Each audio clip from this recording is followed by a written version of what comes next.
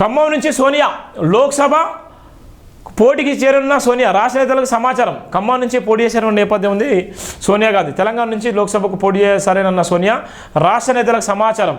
ఆమె తరపున రేవంత్ బట్టి నామినేషన్. తెలంగాణ కర్ణాటకలో సోనియా ప్రభావం. కాంగ్రెస్ వర్సెస్ బీజేపీగా మార్చే వ్యూహం.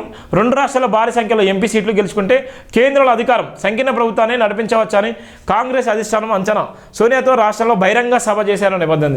అదృష్టం నిజంగా సోనియా గాంధీ కూడా తెలంగాణ నుంచి గతంలో ఇందిరాగాంధీ పోటీ చేసింది. ఇందిరాగాంధీ, రాహుల్ గాంధీ, అక్కడ ఉన్నటువంటి రాజీవ్ గాంధీ, ఇప్పుడు సోనియా గాంధీ ఖమ్మం నుంచి కూడా పోటీ చేసేటువంటి ఆలోచన ఉంది. నామినేషన్కి సంబంధించి రేవంత్ రెడ్డి గారు అక్కడ నుండి మళ్ళీ బట్టి విక్రమార్క కూడా ఇద్దరు కలిసి కూడా వేసేటువంటి నేపథ్యం, వాళ్ళిద్దరు కూడా నామినేషన్ దాఖలాలు చేసేటువంటి నేపథ్యం కూడా మనం చూస్తున్నాం, వార్తను కూడా చూస్తున్నాం. తెలంగాణ కర్ణాటకలో సోనియా ప్రభావం చాలా తీవ్రంగా ఉండబోతుంది. కాంగ్రెస్ వర్సెస్ బీజేపీగా మార్చే వ్యూహం. రెండు రాష్ట్రాల్లో భారీ సంఖ్యలో ఎంపీ సీట్లు గెలుచుకుంటే కేంద్రంలో అధికారంలోకి సంకీర్ణ ప్రభుత్వాన్ని నడిపించవచ్చు అనే అధిష్టానం కూడా ఉన్నటువంటి నేపథ్యం ఉంది.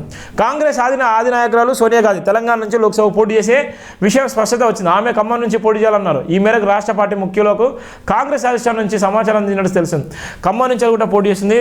చాలామంది కూడా ఎక్కడి నుంచి పోటీ చేస్తుంది సోనియా గాంధీ అనేటువంటి వార్తను కూడా ఇక్కడ ఆంధ్రజ్యోతిలో వచ్చిన వార్తను బట్టి సోనియా గాంధీ పార్లమెంటు సంబంధించి లోక్సభకు పోటీ చేసేటువంటి నేపథ్యం, ఖమ్మం జిల్లా నుంచి పోటీ చేసేటువంటి నేపథ్యం ఉంది. ఖమ్మం జిల్లా నుంచి సోనియా గాంధీ పోటీకి సిద్ధమైనట్లు కూడా సమాచారం ఉంది.